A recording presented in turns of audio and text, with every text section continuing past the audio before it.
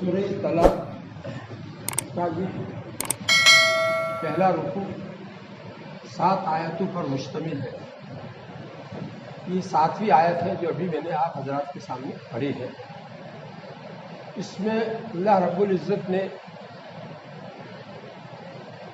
نفقے کا مسئلہ بیان فرمایا ہے۔ نفقہ یعنی خرچہ، شوہر کے ذمے اللہ تعالیٰ نے خرچہ واجب کیا ہے اپنی بیوی کا، جب طلاق دینے سے پہلے بھی اور طلاق دینے کے بعد جب تک اس کی عدت پوری نہ ہو جاوے وہاں تک اس کا خرچہ شوہر کے ذمے اللہ تعالیٰ نے واجب کیا ہے۔ اسی طرح بچہ جو پیدا ہوا، حمل والی حالت تھی اور طلاق دی تھی اور بچہ پیدا ہو گیا تو اس کی عدت پوری ہو گئی، تو بچے کا خرچہ بھی باپ ہی کے ذمے ہے۔ تو گویا نفقہ بچے کا ہو یا بیوی کا ہو یا معتدہ کا ہو، یہ نفقہ اور خرچہ شوہر کے ذمے واجب ہے۔ اللہ تعالیٰ اس کا حکم دے رہے ہیں۔ اگر کوئی شوہر نفقہ نہیں دے گا تو گنہگار ہوگا، اس واجب کو چھوڑنے کی وجہ سے گنہگار ہوگا۔ اس لیے شوہر کی ذمہ داری ہے کہ جب گھر سنسار چل رہا ہو، طلاق کی نوبت نہ آئی ہو، تو اپنی بیوی کا اور اپنے بچوں کا خرچ جتنا جو ہے کافی ہو جائے اس کی حیثیت کے اعتبار سے اس کو دینا ضروری ہے۔ اس میں اگر کوتاہی کرے گا اور ان کو بیچاروں کو پریشانی ہوگی، خود کئی برتن دھونے کے لیے عورت کو جانا پڑے، کسی کے گھر کی صفائی کرنے کے لیے جانا پڑے، یہ سب اچھا نہیں ہے۔ عورت کو اللہ تعالیٰ نے ایسی ذمہ داری مال کمانے کی عورت کے اوپر نہیں رکھی ہے۔ مال کمانا شوہر کے ذمے ہے، عورت کے ذمے گھر کا نظام سنبھالنا ہے، گھر میں اپنے بچوں کی پرورش کرنا، بچوں کو صاف ستھرا رکھنا، گھر کو صاف ستھرا رکھنا، گھر میں کھانا پکانا، برتن دھونا، کپڑے دھونا، یہ سب گھر کی اندر رہ کر کے وہ عورت اپنی ذمہ داری پوری کرے گی۔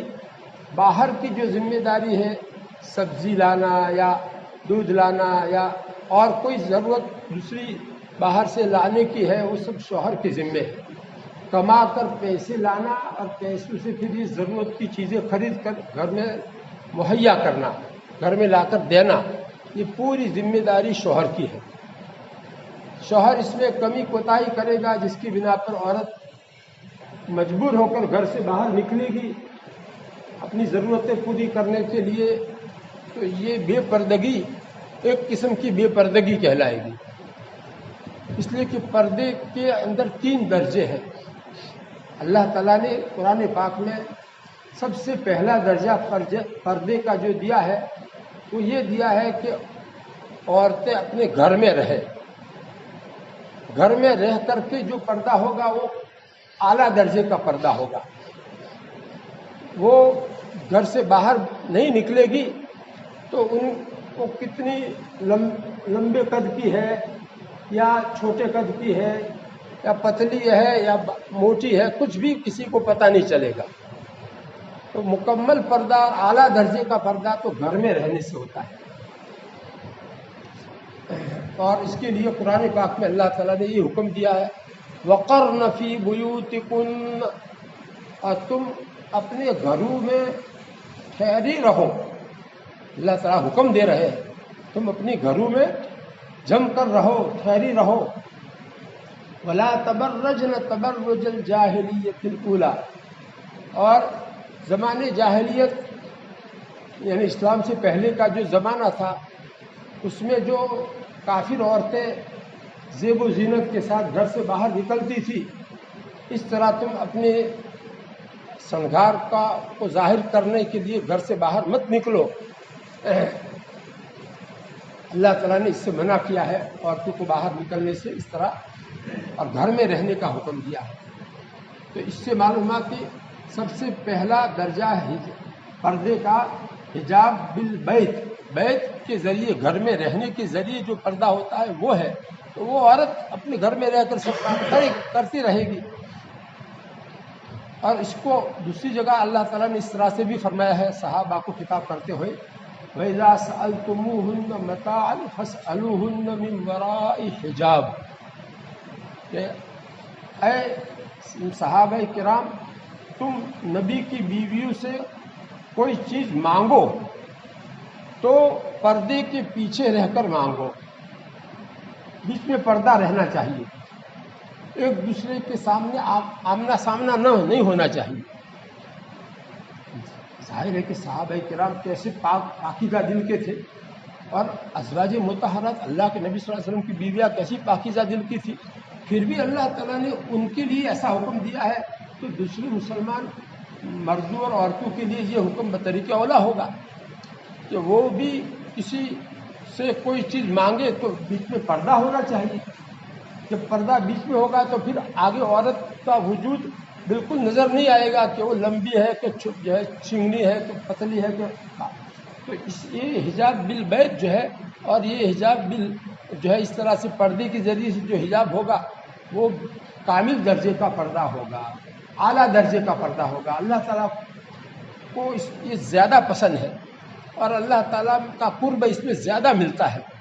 औरत से अल्लाह ताला ज़्यादा खुश होते हैं। यहाँ तक कि हदीस में तो नमाज पढ़ने के लिए भी औरत के लिए बेहतर जगह अपने घर के कंपाउंड है, आगे से दुआ बिल्कुल मुकम्मल बंद है, तो भी जो है आंगन में नमाज न पढ़े, उससे बेहतर ये कि वो सहन में पढ़े। सहन जो है उसमें भी, उससे भी बेहतर ये कि अंदर वाले कमरे में पढ़े। अंदर वाले कमरे से भी और कोई अंदर दूसरा और कमरा है, पर्दी है, तो उसमें पढ़े नमाज। तो इस नमाज, हालांकि वो नमाज पढ़ रही है, घर में है, फिर भी उसके लिए इतनी ज़्यादा ताकीद है पर्दे की। तो इससे आप अंदाज़ा लगा सकते हैं कि अल्लाह ताला को कौन सा आला दर्जे का पर्दा जो मतलूब है वो यही है कि औरत घर में रहे और बाहर की सब ज़रूरतें मर्द पूरी करे। आज हम लोग जो है बैठे रहते हैं इधर उधर झोंके में, और सब्ज़ी लेने के लिए औरतें जाती है, दूध लेने के लिए औरत जिम्मेदार है। ये क्या, ये तो गलत तरीका है, सही तरीका नहीं है ये। मर्दों को ये सब ज़रूरतें पूरी करनी चाहिए। कोई भी इस तरह औरत को बाहर निकलने की इजाज़त कब है? हदीस शरीफ में है कि लैसा लिन्निसाई फिल खुरूज इल्ला मुस्तर्रतन, कि औरत को घर से बाहर निकलने की इजाज़त बहुत ज़्यादा सख्त मजबूरी हो उसके अंदर है। मुस्तर्रतन यानी बहुत ज़्यादा सख्त मजबूरी हो, इस्तिरात, तो उसमें औरत घर से बाहर जा सकती है। लेकिन उसमें बाहर जाने के लिए पर्दे के लिए बहुत ज़्यादा पाबंदियाँ अल्लाह ताला ने लगाई है कि बाहर निकले तो किस तरह से सादा बुर्का ओढ़कर निकले, भड़कदार चमकदार नहीं, तंग बुर्का नहीं, बल्कि ढीला ढाला बुर्का हो और पूरा बदन उसका छुपा हुआ हो।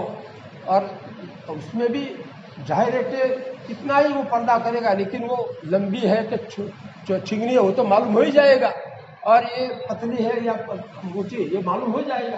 तो इसलिए वो दूसरे नंबर का ये पर्दा है, ये दूसरे दर्जे का पर्दा है कि जब मजबूरी में घर से बाहर निकले तो पूरे अपने बदन को छुपा करके निकले।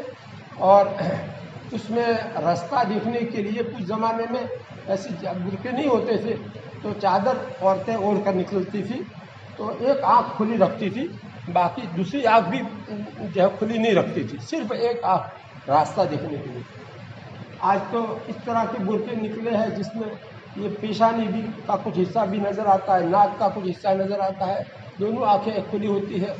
बहरहाल ये खुली हुई आँखें, ये तो आँखें लगाने की बातें हैं। जो है जब चार आँखें एक हो जाती है तो बहुत ज़्यादा इसकी वजह से बिगाड़ पैदा होता है। इसकी